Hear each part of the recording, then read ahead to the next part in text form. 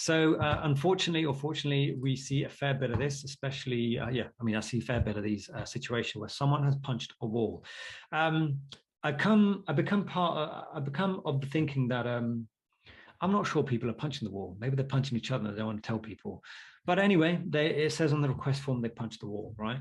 And so the thing is, when you get someone, and not that I'm particularly well trained, I have done some martial arts in the past, but when you're punching someone, and I'm not saying this is what you should do, you don't really want to be punching with your little finger or your false finger. You kind of want to be in the first, the second, and the third metacarpal areas, right? Because actually the distribution of forces is far better distributed through these areas, all the way through to the radius, right?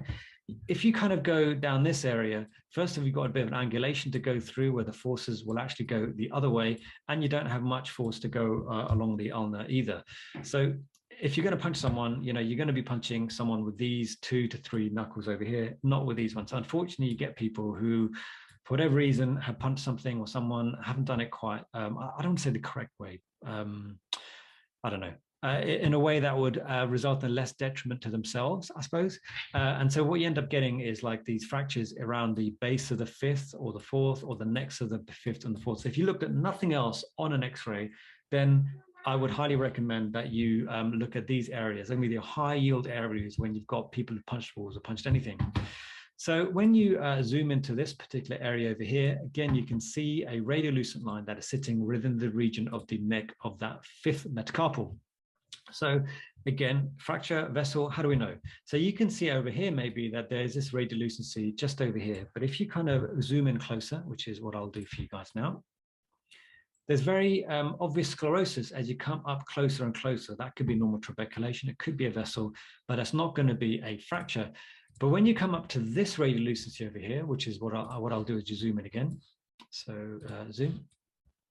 You can see there's not much in the way of sclerosis as you come closer and closer to that radiolucent edge.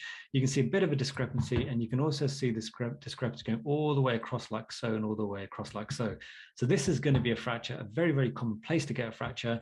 One of the important things to try and mention, if you can, is there any articular surface involvement? And in this particular situation, we don't have much in the way of articular surface involvement, but it does extend all the way across that sort of, it's actually more distal from the metacarpal neck. Metacarpal neck will be there, and this kind of goes more and more distally and medially as you go further forward, but doesn't quite get to the articular surface. So take home points of this particular one is if you look at nothing else on X-ray of the hand, make sure you look at the 4th and 5th metacarpals, the necks and the bases. Just make sure you've had a look. And even there's a bit of overlap in this region here. I have seen fractures where you've actually missed, and I will bring that in the next few talks that we have, where you do actually have a very subtle fracture over here because the overlap of the 5th and 4th metacarpals, it did go missed. So it's very worth knowing high yield areas. And because you know the high yield areas, take a closer look at those high yield areas and have a look and see whether there is a fracture there at all.